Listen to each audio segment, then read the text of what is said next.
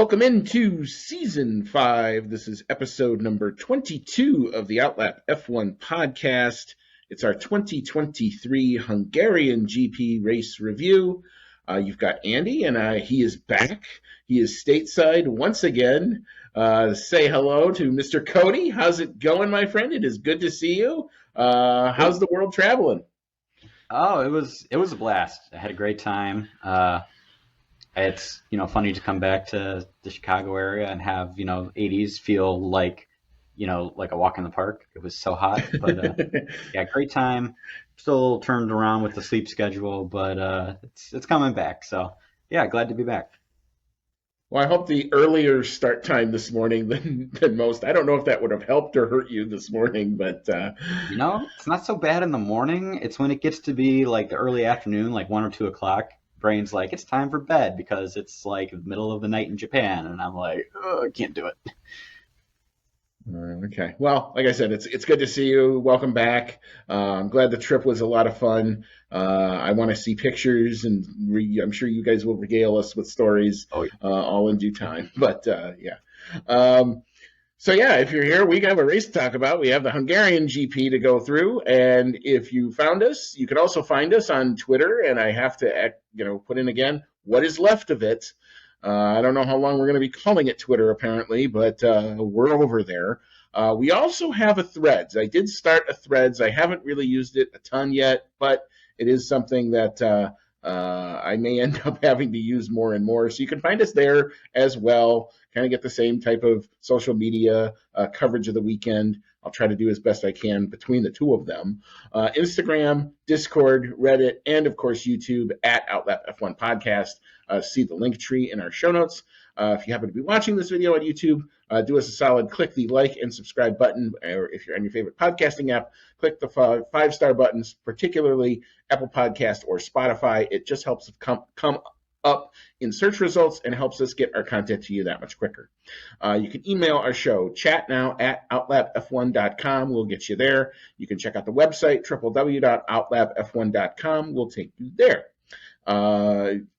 Just as a reminder, we are eternally grateful for our monetary supporters, including Dean Warwick, Yuri Dolchester, Paul Weaver, Quentin Warden, Kevin Kelly, Regan Stanzik, Timothy Brown, and of course, Jonathan Scott. If you'd like to become a member of what we call the hashtag Outlap F1 Nation, please see our link in our show notes. It's our anchor page, $5. All goes back into trying to make the show better. We want to put every dime that we can scrape together back into the show and make improvements where we can. So please check out that if you'd like to. You can also take advantage of our code OUTLAP. That's OUTLAP, gets you 20% off and free shipping from the good folks at Manscaped. And you can also check out our buddy Vincenzo Landino. He has an F1 shirt line at thef1guy.com. F1 quality merch at not necessarily the F1 quality price. So that's not necessarily an easy thing to find, so feel free to check those out. I think they're pretty cool, so check out the f1guy.com. All right, the particulars are now out of the way. Cody, lead us off with your headline of the day. All right, my headline of the day is It's Not a Fluke. Number 4 is number 2, 2 weeks in a row. Meanwhile, number 1 will remain as such until the end of time. At least this weekend, absolutely true. Boy, did that ever ring true. My headline of the day is congratulations to Red Bull on the most consecutive win record.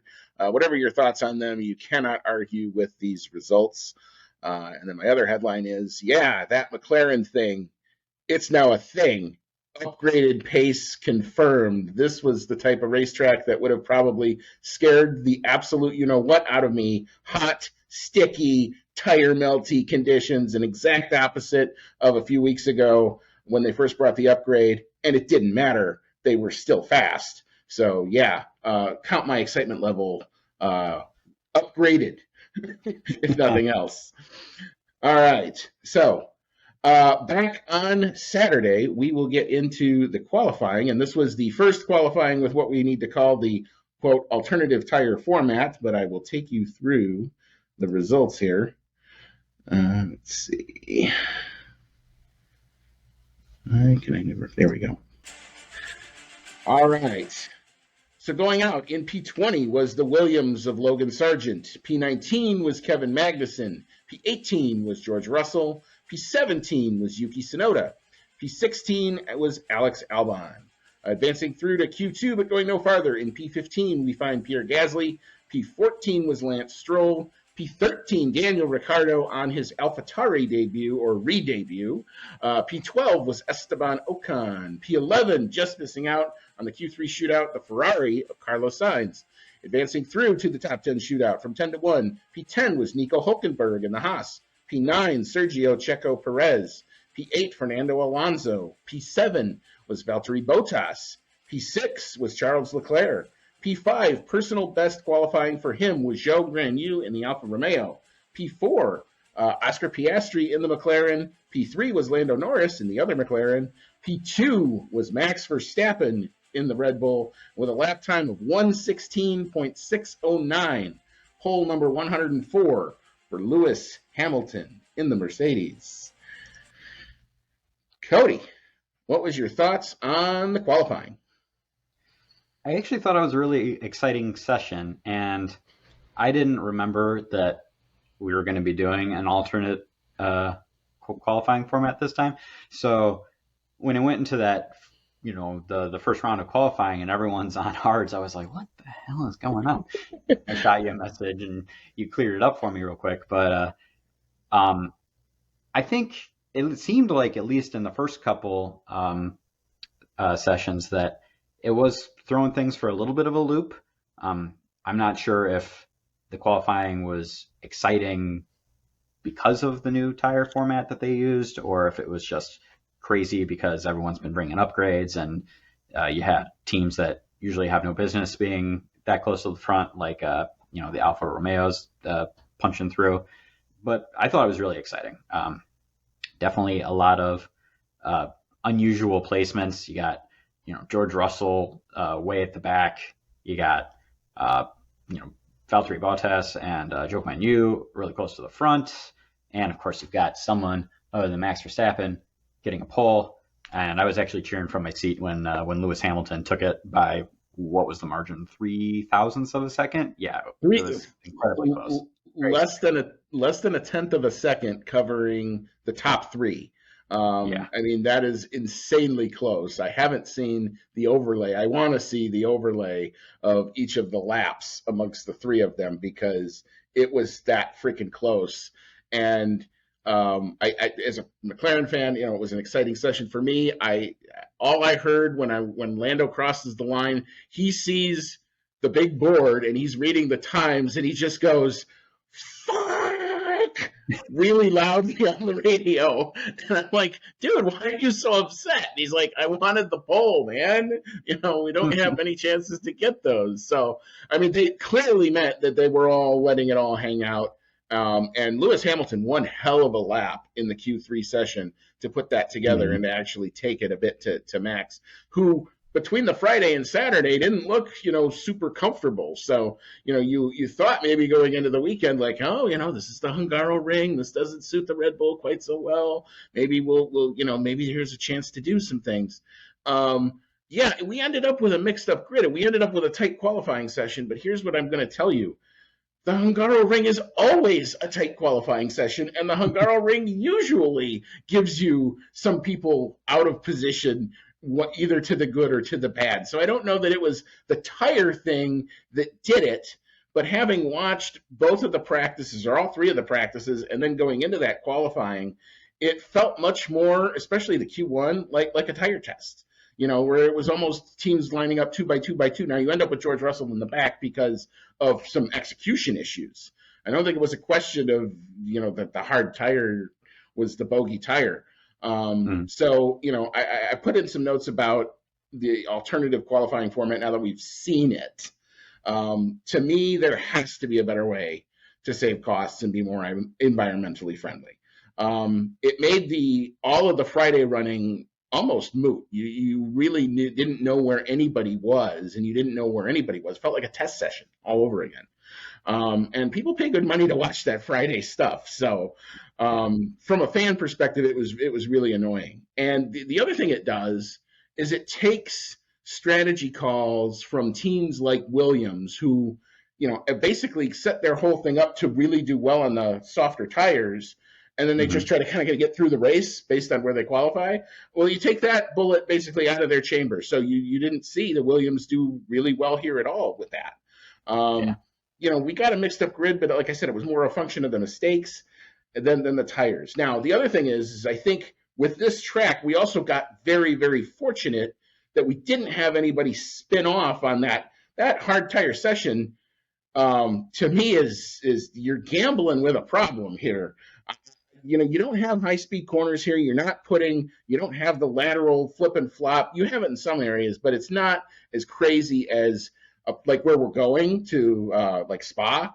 You put a hard tire and try to send out on a qualifying lap with full bean engine modes going. I don't think you're going to like the answer you're going to get. Hmm.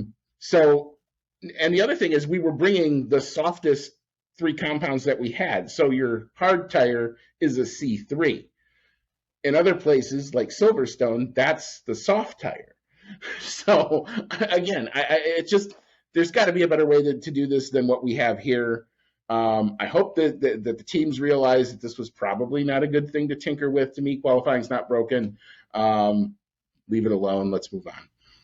I mean, they do keep trying to tinker with qualifying, though. We've got like the weird sprint qualifying now that has different rules than regular qualifying. We've got regular qualifying now that occasionally has different rules than regular qualifying. It's getting to be a little over the top, in my opinion. I think they should they've got a good format going. It's exciting. It's been particularly exciting this year. I haven't found the sprint qualifying to be particularly interesting, or at least not more so than what they've always been doing. So, yeah, I agree with you. It's not broke. Don't fix it. You just leave it alone. And if there's issues with the cost of shipping tires, there's got to be other ways to try to make up those costs. Yeah, I mean, if you want to take two sets of tires away from everybody, go ahead and take two sets of tires away from everybody, but give them the freedom to at least pick what they want to use and put on the cars when and where. Hmm. Teams are good at managing whatever you're going to throw at them. If that really is where what we're trying to get at. Next week we're going to see the sprint thing again.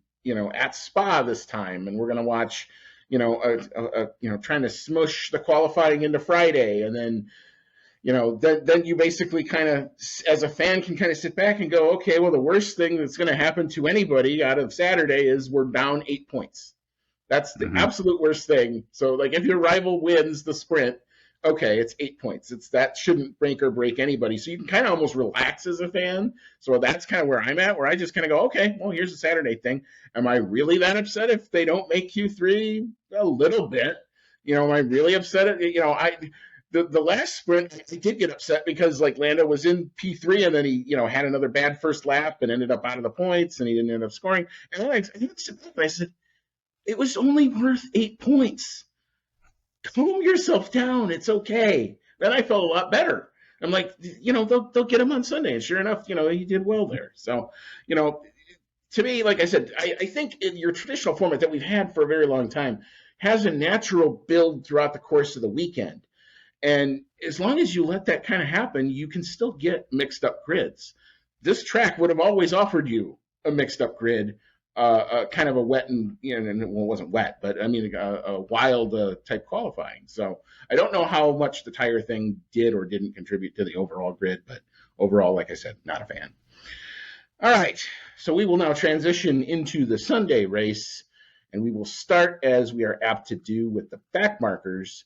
So that would be Esteban Ocon in the Alpine, joined by his teammate Pierre Gasly in the other Alpine, who didn't see the end of the first corner. P18 was Logan Sargent. He at least completed all but 3 of the laps, but he did not see the checkered flag as well. P17 was Kevin Magnussen. P16 was Zhao Guanyu. P15 was Yuki Tsunoda. P14 was Nico Hulkenberg. And P13, gotta say this is a solid day on re-debut, Daniel Ricciardo in the other AlphaTauri. So, Cody, big thoughts from the back markers. Oh, I do feel a little bad for Esteban Ocon and Pierre Gasly, who had the race taken away from them before it ever really got going. And it's just awful luck that it's both Alpines that were the ones that ended up out. Um, I would say that for Daniel Ricciardo, I really wasn't expecting much from him. Uh, in his first race back after being sidelined for half the season. Um, I actually found him to be pretty impressive. He's at the top of our list of back markers. 13th place is not too bad, especially considering the car he's driving. And he outqualified Yuki Tsunoda, albeit it was, I believe, a very small margin, but outqualified him nonetheless. And he's been out of the car for 6 months. So I'm hoping that means that there are good things to come for him going forward, and that he'll be showing that he still has what it takes, and probably making Sergio Perez sweat a little bit. Uh, but yeah, other than that, let's see here. Joe Guan Yu, he was really disappointing considering how well he qualified.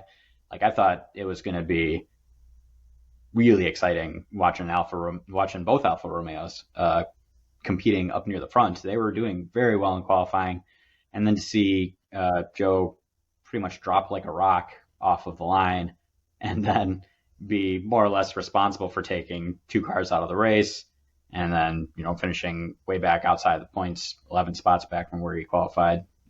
Yeah, pretty disappointing.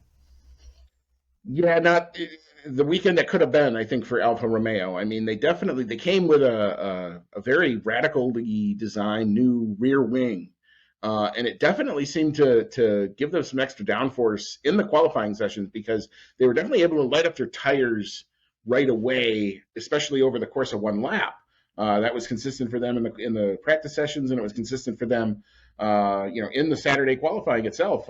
Whatever tire you seem to throw them on, they seem to light up pretty good around that track. So, that may be they may like the hot and sticky type of weather conditions. So that may have gone to their favor. But yeah, I mean, come race day, I mean, Zhao barely gets off the line. It looks like it's almost like anti-stall, and then he finds first gear. It looks like whatever the launch mapping never engaged, or he didn't, something went awry. That's definitely for sure. And then when he's trying to make up for it, he basically becomes the bowling ball that starts the chain reaction that takes out. Ricardo gets clipped by it, and then it takes out basically both Alpines at the same time, with Ocon going up into the air for a little bit. He did end up getting checked out at the medical center, and from everything I've read, he's fine. But still, so yeah, I mean, really, really got to kind of almost feel for Alpine. 500 feet and your race is done. Can't really do anything really about that, other than maybe you wish you qualified a little bit better. But, I mean, I don't know what else we can really say with that. Yeah, tough day for our American Logan Sargent. Lots of learning going on, I think, for sure this weekend. And like I said before, I think this tire thing, the way that they did the qualifying, really hampered what Williams would have tried or could have tried to do in the Saturday sessions to try to improve, their starting position. Their relative race pace is okay, but it's not great. And once you get kind of bogged down into that midfield, unless you are a standout type of car, it's very difficult to come through on a track that's also very difficult to overtake as well. So, all right, so we will now move into the midfield, and that midfield finds P12 with Valtteri Bottas, P11 Alex Albon, just missing out on the points, P10 was Lance Stroll, P9 Fernando Alonso, so the Aston Martin's at the back of the points today, P8 was Carlos Sainz, P7 was Charles Leclerc, probably not where Ferrari want to be, P6 was George Russell, very good recovery drive there, P5 Oscar Piastri in the McLaren, and P4, starting on pole, but not even making the podium, was Lewis Hamilton in the Mercedes. Cody, thoughts on the midfield? Definitely have a lot of thoughts here on the midfield. We'll start with the top of the midfield, Lewis Hamilton. I was really excited to see Max Verstappen versus Lewis Hamilton at the front row again. I thought it was going to get hairy. And nothing really happened with it. Pretty much got off the line pretty well, but Max, had the inside line, and he pretty much did what he usually does and was like, nope, not a chance, man, and pushed Lewis Hamilton right about as far as you could push him without it getting, incredibly unfair. And then once he, took off in the lead, it was all over. But then Hamilton continued to drop back, I believe, a little bit more. He lost more than just that first position, and then spent the rest of the race trying to claw back what he lost. I was really also gunning for him at the end to make that last podium position. He probably would have caught Sergio Perez if he had just a couple more laps. But it's another story of what could have been. George Russell made a really awesome recovery drive from 18th to 6th. So really good to see him, pulling through. And we're kind of in a weird spot now where there's several teams that have been performing very well consistently. So I think we have, I would say, 5 consistently good teams, and they're taking up all of the points paying positions now. So I feel like we're gonna see a lot less points coming to, Williams, Alfa Romeo, Haas, those guys, even Alpine, less points coming through, so long as you have Red Bull, Ferrari, Aston Martin, Mercedes, and now McLaren performing well week after week. Yeah, I mean, definitely tightly packed midfield battles, kind of up and down. I look at the 2 Aston Martins, and they started the season so incredibly strong, and we've kind of wondered, was this them being the best of the rest or them being the first of the rest? And I think what we're now starting to see is they were really the first of the rest to make the step, and now these other teams have kind of stepped past, maybe even through them to a large extent. Now, they still are sitting very pretty when you look at the table. But this is now a track that they had said after Silverstone, they were like, well, weather didn't suit us, the track didn't suit us, we think we'll go a lot better in Hungary.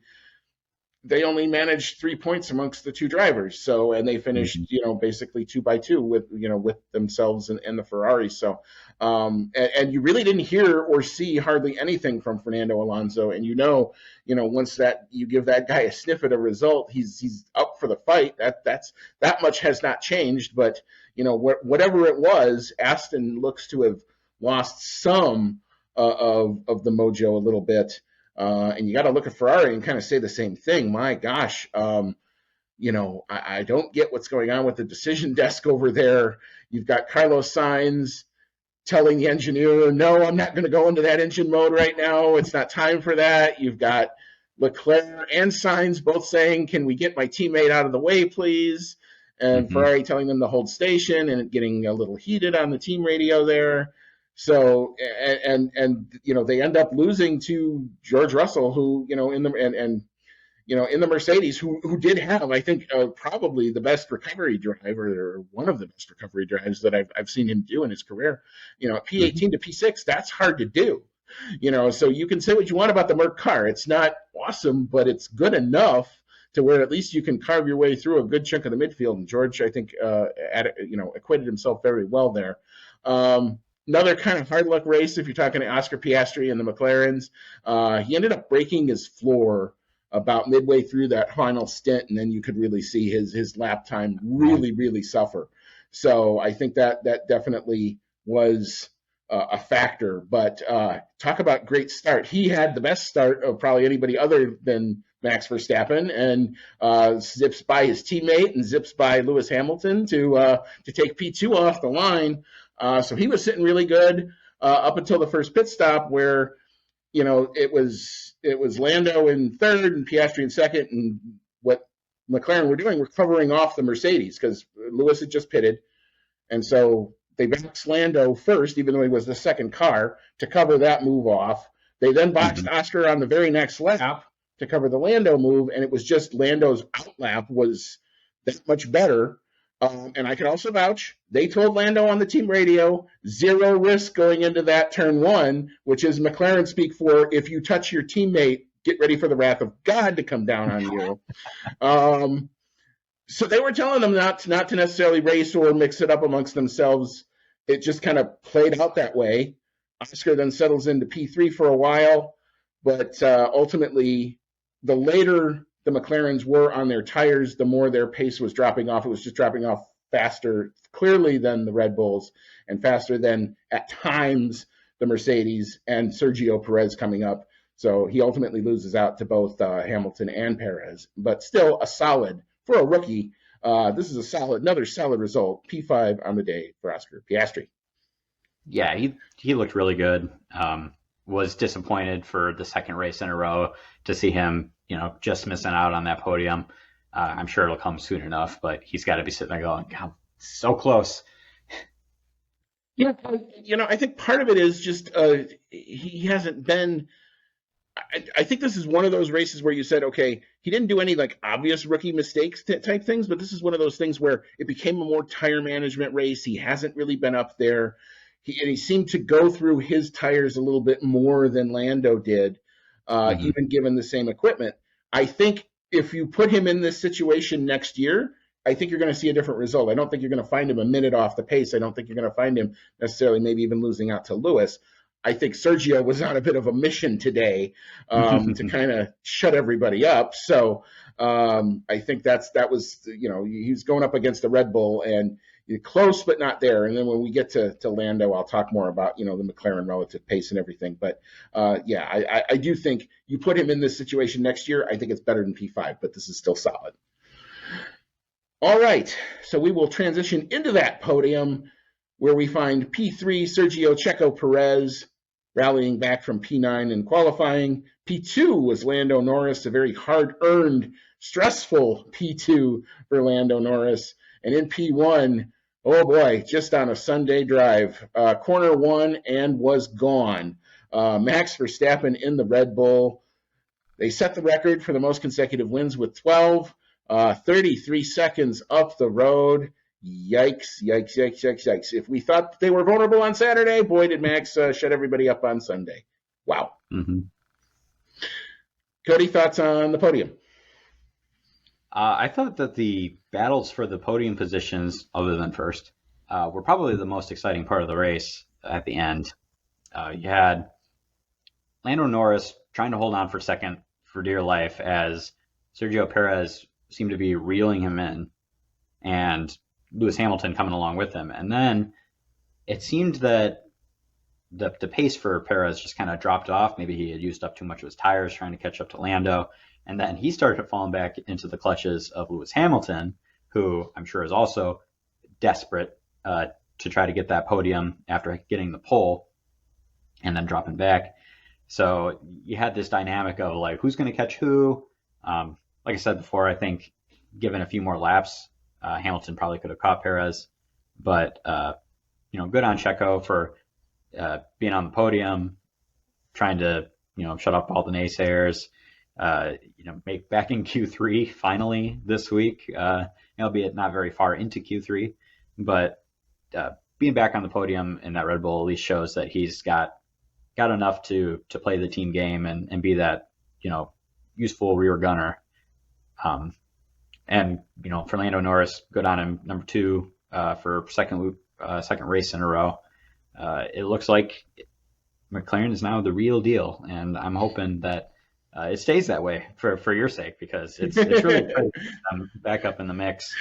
Haven't seen McLaren really making any meaningful gun for it since 2021 really. So yeah. They've had a couple years off now, and really excited to see him. Hopefully, somebody taking it to Red Bull and making it a little bit more competitive for Max Verstappen, because, like you said, he was out on a Sunday drive. I loved it at the end of the race when he was like, oh, yeah, I loved that last stint. It was so nice. The car's so nice to drive. Doesn't sound like he was stressed at all about, making it 7 wins in a row. He's out there doing Max things and being incredibly dominant.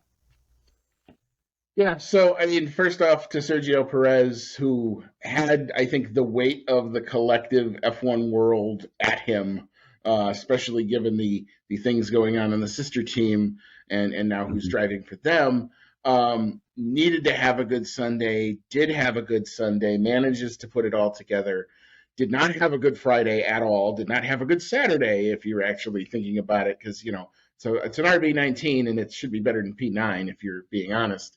but Hmm. still, good recovery drive. He was clearly on it. He clearly understood what he needed to do and managed to get it done.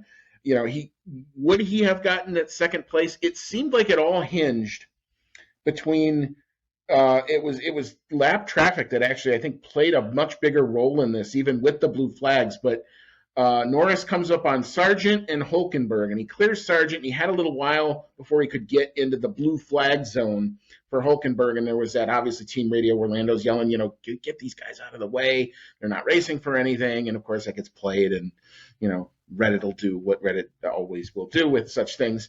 But once he got past Hulkenberg, Perez had a hell of a time getting through those same two cars, and that's where I think the pace started to drop off, because up until that point, it was almost 3 seconds that Perez had gotten within Norris's pace. But after that, it seemed to calm down, and luckily we didn't have any track limit strikes or black and white flags or any of that kind of stuff to worry about, so he was able to kind of bring it home. But to your point on can the McLarens take the fight to Red Bull, what I saw today was they were able to do it for about 66% of the tire stints.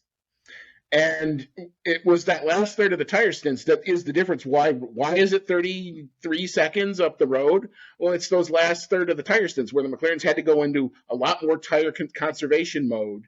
And Max's car just didn't. He was just able to put in the lap times whenever he wanted to. He could box whenever he basically needed to. He could have come in to try. He smashed the fastest lap 3 or 4 laps into his final stint, and didn't even. And no one was coming close to that time. Nobody was coming close to that time. Most people were lapping in the 122s if you're lucky, and he punched in a 120 mid. So for the fast lap. So yeah, he was gone. But I do also think, that is, if there is still a bit of a bugaboo with the McLaren car, it was a hot race. It was a hot, sticky conditions. It's not what they thought they were going into. They didn't think it was going to work as well as it did here, but the fact that it is, all these other circuits, there's going to be a lot of circuits. It's not going to be as hot necessarily as anywhere else, and they look as racy as anybody right now. So maybe we got something cooking for the MCL boys this year. We'll have to see. I am now getting more and more excited for Coda every time I see it, because Coda reminds me so much of Silverstone. It's not funny. But anyway, I will think about that in my dreams when we get close to going down there in October.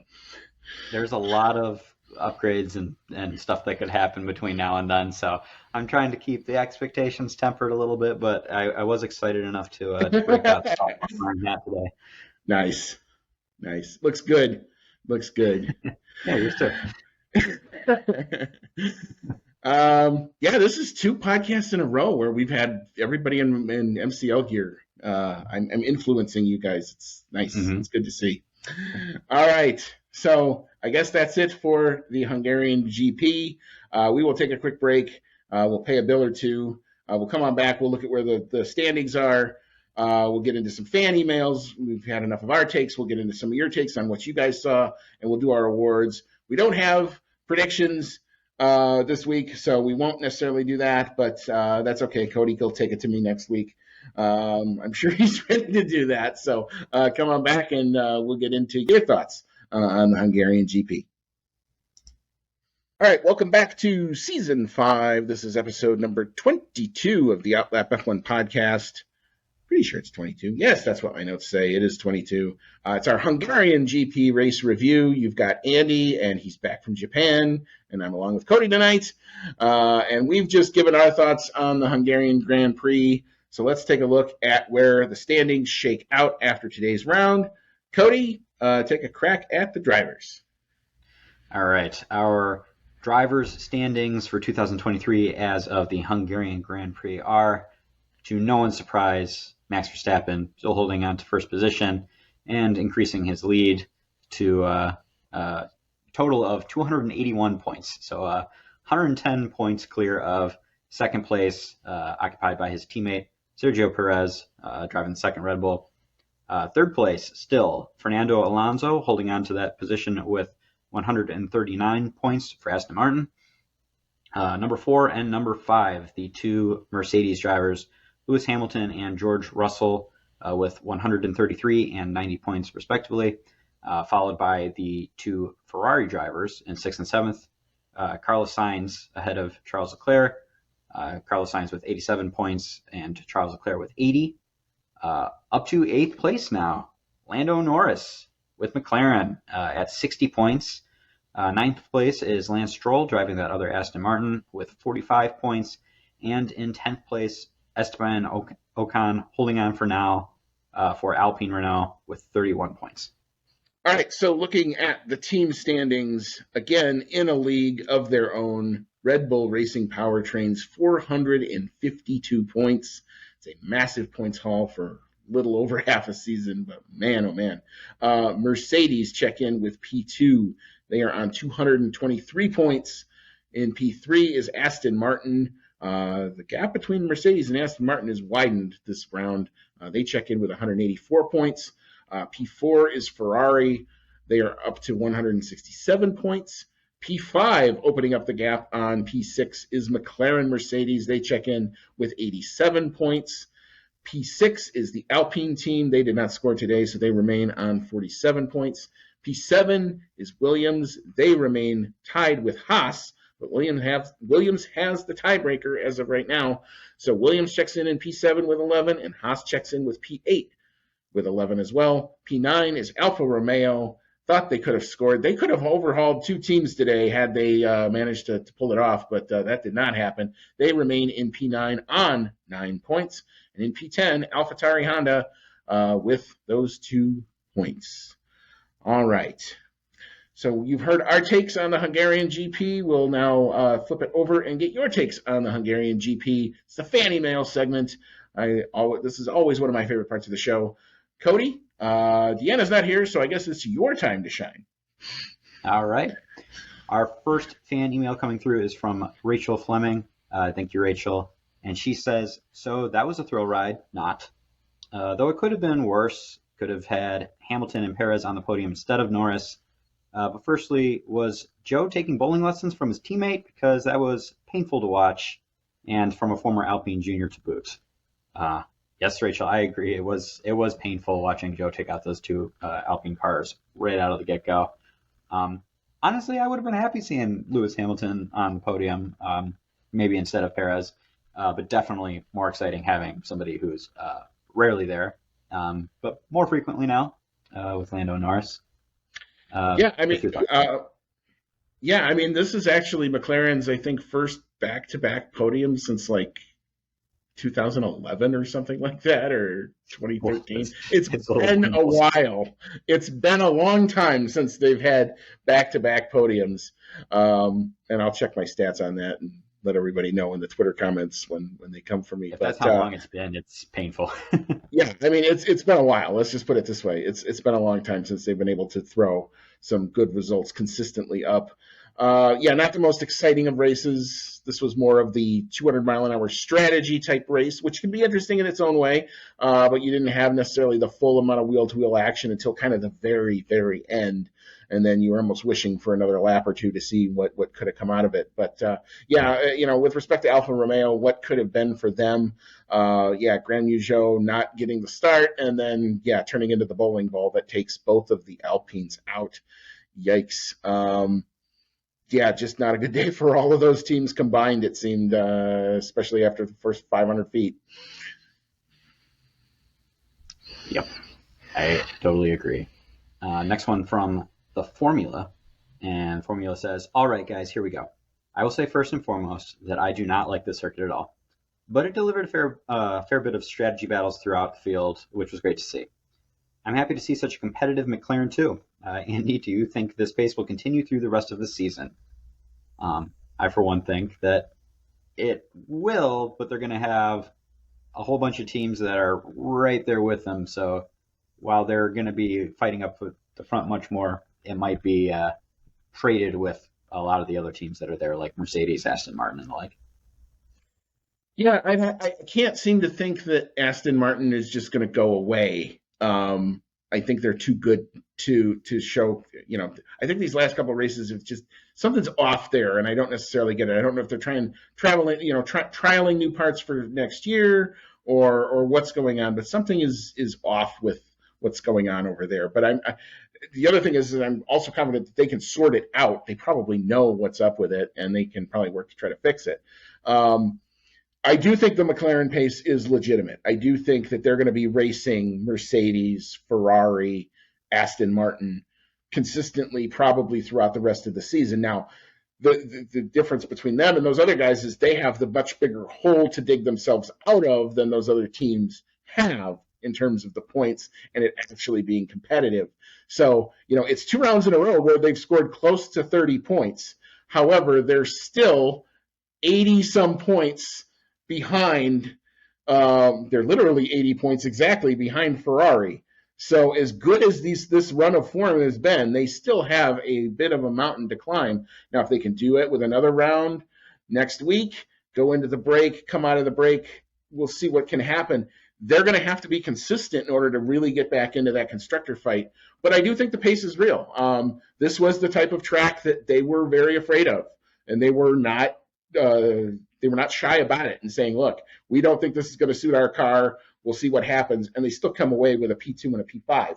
So, yeah, obviously. And here's the other thing. They didn't bring the final upgrade, which is supposed to be the capper of all of the upgrades, to the car yet. They're holding that back until after the summer break.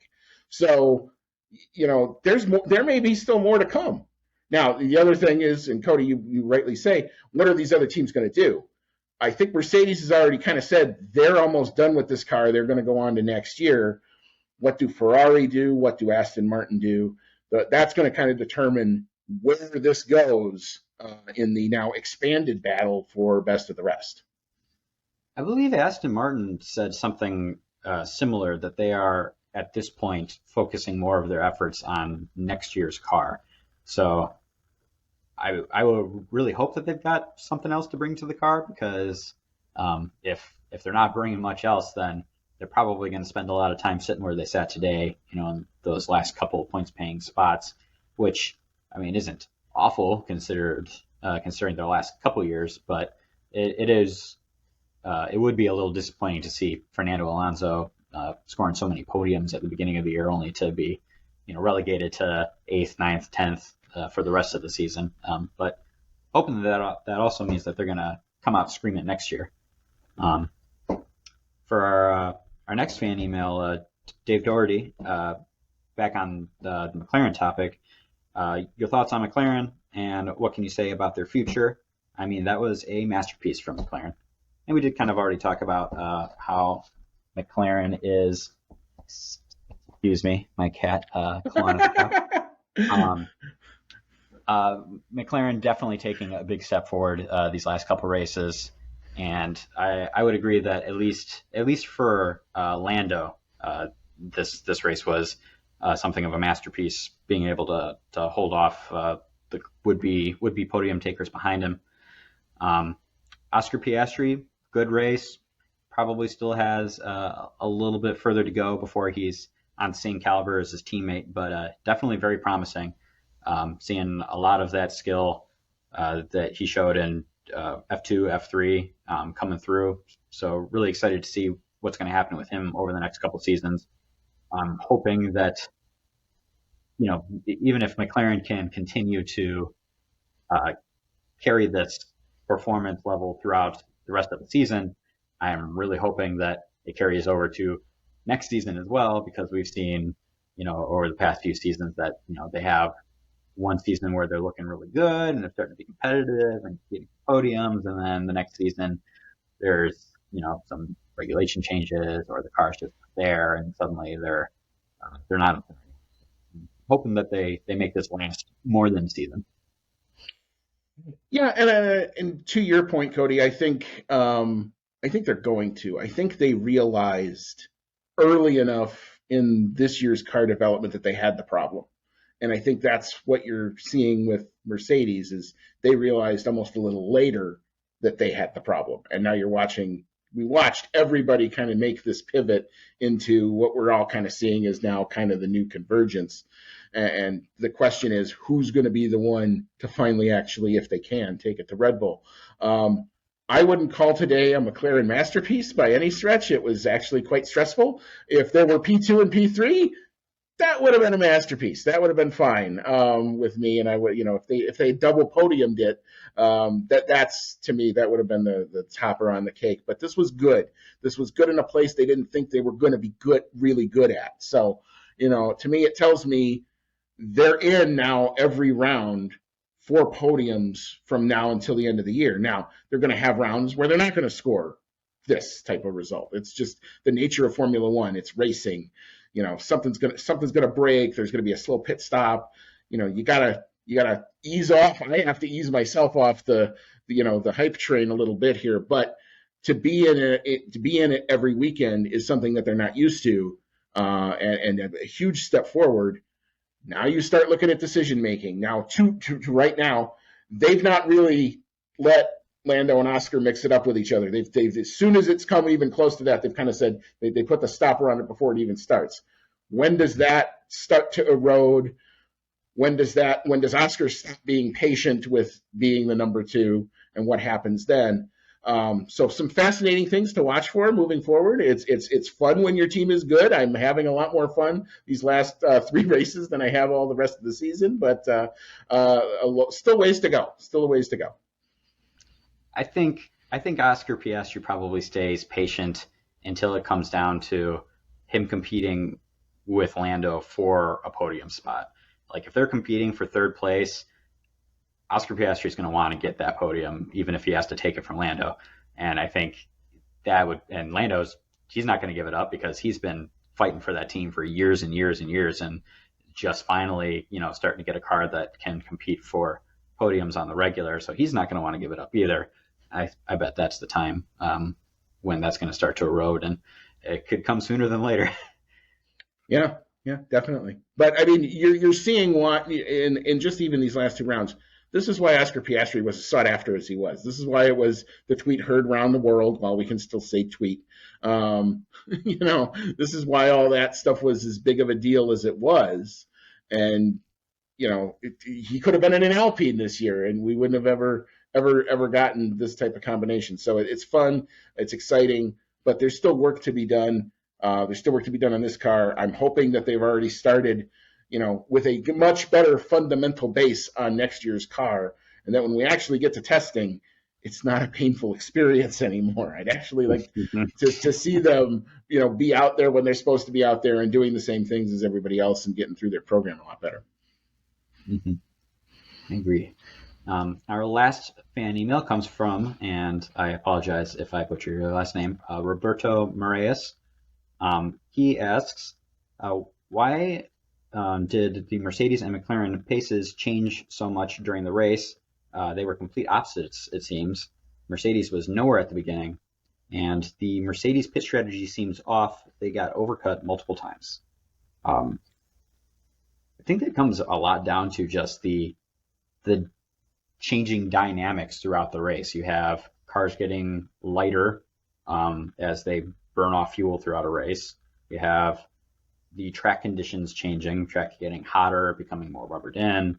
You have, I'm sure drivers probably getting more comfortable with the track and where the race is standing as it goes, differing tire compounds, like you name it. There's things changing, all over the place throughout the entire race. So I would say probably, pretty normal to see the performance change. Although I do admit that, especially with Lewis Hamilton, he seemed to be, not with the car at all at the beginning. They're going from first to fourth or fifth, something like that, within that first lap. And then it wasn't until the very end where he was clawing that back and looking like he was on for potentially getting that last podium spot. Andy, what are your thoughts? Yeah, I mean, the Mercedes, even back to Saturday, and they've gone out and were public about it. They said, look, our best possible pace was going to be on the soft tires on a qualifying run. That's where our car seemed to hook itself up. It's just kind of how the aero worked with those sets of tires. They were able to fire them up real early. with respect to the McLaren pace, you saw, at least in qualifying, them able to fire up and use every tire, and every tire seemed to last it throughout the whole set of the qualifying laps. The thing with the McLarens were they're actually one of their better sectors was sector 3, which is when is the last time you could say that? Usually they would come out, they get a good first sector, and then it would just fall off from there. But that wasn't the case on Saturday. Come into Sunday, and like we talked about, I thought the McLaren car was elite for 66% of the tire stint, and then it chewed up the tires to the point where it just couldn't be that anymore. And then you have to shift into tire saving mode. Conversely, when you're watching the Mercedes, they were coming into their operating window at the last part of the tire stint as the fuel's burning off and the car's getting lighter, and it's coming closer to what a qualifying sim would look like. So you saw that kind of dynamic, and it was interesting to watch. It looked like a rubber band. It would expand out and then contract back in. So yeah, that's from what I could see from the timings. That's what I saw in terms of pace between both Mercedes and McLaren over the course of the race today. Very good. All right. Do you want to take it away for our weekly awards? Yeah, we will get into now our weekly awards. We will start out with the rubbish, and my on-track rubbish. I tried to do this in French. I'm going to butcher this, but I'll try it anyway. Ce qui s'est passé, Alpine? What the hell happened, Alpine? My gosh, 500 feet and your day is done. That's 2 races in a row where the guys you're fighting are literally driving away from you and way up the road. So if you want to get back into, if that is a fight, I don't know if that's still going to be where the fight is, but Alpine got to get it together and got to get it together fast.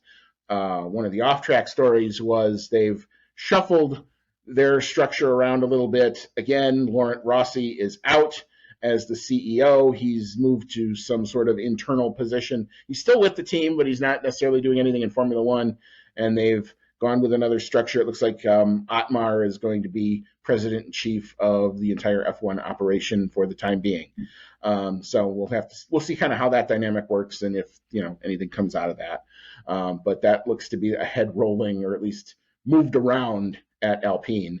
And my off-track rubbish goes out to Danica Patrick, who made what I would say some unfortunate comments regarding other female drivers on, I guess, it was the F1 Juniors broadcast, which if you were watching on ESPN, you didn't necessarily have access to. It was a Sky thing. They were bringing the kids, the media kids out, and they were doing some other things. And Danica basically said that it was, I don't want to go quote for quote or bring it all up, but it was more or less she didn't think that there was going to be any female talent coming through anytime soon, because she didn't think women in general had the aggression that was needed.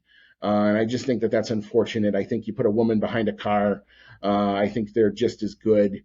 I just don't think we've seen opportunity given to them. I would rather see bigger and better opportunities given to female drivers. What all the F1 Academy is about. It's horribly unfortunate that the fate of the W Series ended up where it was. But we got to get, if this F1 Academy is real, and we'll see it probably at more F1 type tracks next year, the spotlight will be on up and coming female drivers. That hopefully is a good thing, and rising tides lift all boats. So that's where I'm hoping it goes to. So yeah, unfortunate comments. Yeah.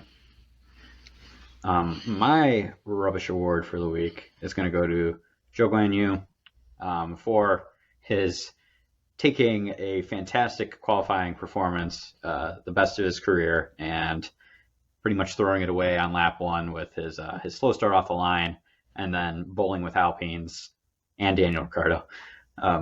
Yeah, he could. We've said it several times before, but definitely a story of what could have been. He makes it through that first lap, and he might be scoring some really good points.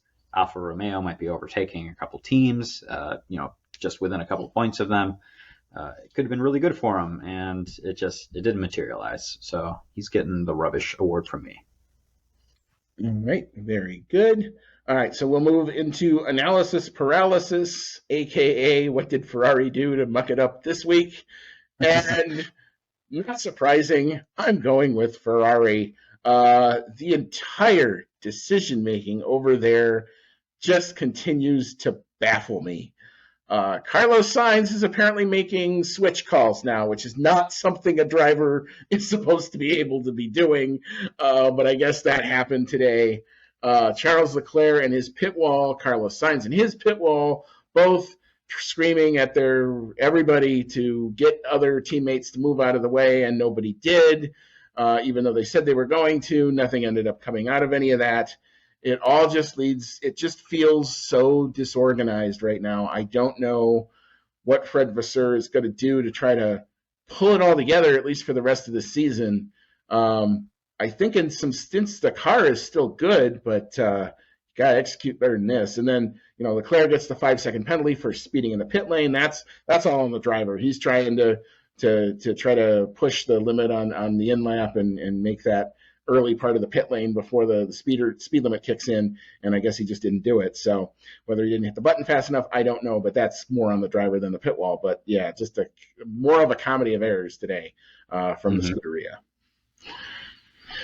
It might not surprise you then that my analysis award also goes to Ferrari. One of my favorite bits that came out of this was back and forth between Leclerc and his race engineer. His race engineer is saying, "Oh, the race is going to come to you at the end of the race," and he's like, "What do you mean the end of the race? Like, we're racing now. Like, what's our strategy for right now? We're checking." Like, they said that several times throughout the race. Like, and I've noticed that in some of the past races, we're checking or we're looking into it. It's like you gotta be able to give your driver some info. Like, you hear a lot of the other back and forth radios, and it seems much more like, what's the strategy? Okay, this is what we're going to do, or this is what we need you to do. Or, if the driver's got questions, the engineer's telling them, well, this is why we're going to do this. Whereas Ferrari seems to not have that answer on hand for their drivers. They're just, we're checking. We'll get back to you. It doesn't really, give a vote of confidence.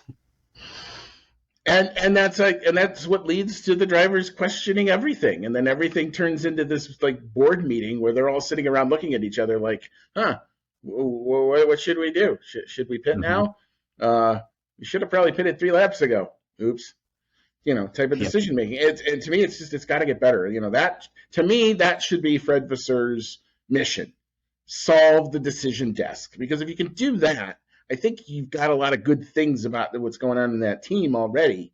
And I don't know how much more patient Carlos Sainz is going to continue to be, because there was a point today where it felt like they were actively trying to make sure Leclerc was ahead, and then they almost, Kravitz tried to say maybe they were telling Sainz to stay out of the 5 seconds. I don't think they were actually doing that, but it seemed very disorganized today. So anyway, Ferrari, the clean sweep of the analysis paralysis award yet again. All right, so we'll move into the dark horse. And Cody, what's your thought on the dark horse today? My dark horse for this race is George Russell, albeit he's driving the Mercedes, decent car. I definitely did not see him jumping all the way from where he started in 18th place all the way up to, what was it, 6th place? Yeah. Big gains for George Russell. I was going into Sunday thinking, I don't know if George can really keep up with Lewis Hamilton this year, and he's kind of proved me wrong with that big comeback performance. So good on you, George, and hope you can get some better qualifying for the next race. Yeah, I don't think he'll get. I don't think he'll leave it to the very, very end of the Q1 session next time. I think that's lesson learned. Mine's going to go out to a guy who's kind of taken it up to the last couple weeks, it seems. Sergio Perez. At least the Sunday drive gets to take some of the pressure off for at least the next 4 days. Now, if he spins out and doesn't score in Spa heading into the break, he's going to have an entire summer break of nothing other than, so when is Daniel Ricciardo moving over to Red Bull? And when is Daniel Ricciardo moving into that seat or wherever? Or is Lando Norris going over to Red Bull this year, even though contractually that's not possible? But, rumors are what they are. Whatever. So he gets at least a reprieve today. P9 to P3. Good drive, Sergio Perez. Okay, so we will move into now the driver of the day, and I'll go first with this one. Got to give it to Max and Red Bull. They were record-breaking for a reason. You don't always have to like them, but boy, you got to respect the result, man. Woo! 33 seconds up the road. That's damn impressive. Yep, Max is nuts and automatic and all kinds of other big buzzwords. Cheat code. Looks like a cheat code. Yeah, cheat code. That's a good one. Yep. I am hoping that he breaks the consecutive win record. I think if there was anyone who was going to do it, it would be Max. And 10 wins in a row would really be something incredible. For my driver of the day, though, I'm actually going to go with Lando Norris because while Max makes it look easy, he only really had a hard part, I would say, in the first couple turns where he's trying to make sure Lewis Hamilton and everyone else stays behind him, and then just tire management and driving away from the field for the rest of the race. Lando really had to work for it. I feel like he had to make sure that he kept everyone behind him. He had to try to manage those tires better and stay out of DRS ranges and hope no one was going to catch him. So being that he's on the podium consecutively, 2 races in a row, I'm going to tip my hat to Lando Norris. So he gets driver of the day despite the fact that he broke the trophy, huh? Oh my God, I felt so bad for that because I guess that's actually not the first time he's done that too. But this trophy was apparently very delicate. Yes. Porcelain. I guess it takes 8 months to craft, and I've seen the figure of what was it, 40,000 euros or something. Yeah, and it was 40,000 euros, 6 months to make, and he destroys it like right after it's handed to Max, and you can kind of even see him as he's like, as it breaks on the ground, like he kind of looks down at it, and then is like, "Well, I'm just gonna spray the champagne anyway." They what was at the British Grand Prix, they were trying to give Max they give the sponsored trophy, on the podium. And then they were trying to give, the gold cup or the gold, the big British Grand Prix thing. And I think it was Mohammed Ben Sulayem is yelling, Max, come over here for the picture. And meanwhile, Max getting sprayed with the champagne on the podium because, everyone else is being, so boisterous about it. But that's just Lando being Lando. He does the pop cork thing. That's kind of his signature. He hasn't gotten to do it a whole lot in the last couple of years, so I guess it got the better of him. So the better answer is put the trophies away before you give the kids the champagne. That's what you do. Put them in the cupboard and then let them spray each other. I gotta wonder because, like I said, this isn't his first offense doing this. He's tipped over several trophies with his cork popping thing, and I agree it's his signature thing. It's pretty cool to see. I gotta wonder though, after breaking a 40,000 euro trophy, if there's anything that's gonna come with from it. I doubt he'd get a fine or anything, but I wonder if he would get like a stern talking to maybe make sure he's doing it where he's not gonna break thousands of dollars worth of trophies. So we'll know if we see anything in the next race director's notes when they do like alternate podium procedure, aka the Lando Norris rule or something like that. So we'll see if number 4 is on the podium, please remove trophies before Yes, exactly. Don't give him the bottle until you put all of the valuable stuff away, including all the pictures and whatnot that you want to take before everybody gets very wet. But anyway, all right. So I guess that will get us through the rundown. As I said before, we don't have predictions, but we will get back to that next week. When Cody and I are on the previews, we will get back to our predictions game. I need to make some. I need to rally. I need to do McLaren. I need to pull a McLaren. I need to get some upgrades, and I need to rally. But I will do my best to come back this week for Spa, which is where we're going. So I guess we got one more race, then we get the summer break. Spa-Francorchamps, which is usually the traditional after the summer break start, moves up the calendar a bit, becomes the last race before the break. I've always loved that track.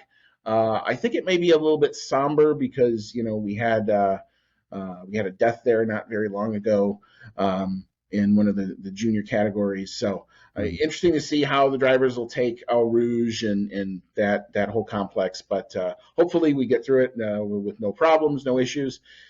And I actually am hoping for no rain at Spa because I'm still a little traumatized by whatever that mess was from 2021. Yeah, Spa is one of my favorite races. The cars look so nice going around that circuit, and the camera shots going through, Eau Rouge and Raidillon, they always look so cool. So I'm hoping for a rainless race as well, just because it takes all the wind out of the sails when you're only going around for 2 laps and you call that a race. Uh, but it's also a little weird having it before the summer break because I always feel like everyone likes Spa. So it's always a really good one to have the first race after the summer break because everyone's really jazzed and looking forward to it because it's Spa. Now we're going to have Zandvoort, which, yeah, it's okay. I mean, everyone like it for Max's sake because he'll probably win his home Grand Prix again, but it just doesn't have the same oomph as Spa, we'll say. So, but yeah, really looking forward to it. All right. So, yeah, as we mentioned, we'll be back Wednesday for our preview, and hopefully we'll get James wanted to be on tonight, but he's tending to a sick kid, and anybody knows who's had their first child, and when the kid gets sick, it's not a fun experience. So, James, I hope both you and Jameson get well soon, and hopefully we'll see you next weekend. If not, it'll just be Cody and I yet again. For everybody connected to the show, it's always fun to do, and as always, may all your laps be fast.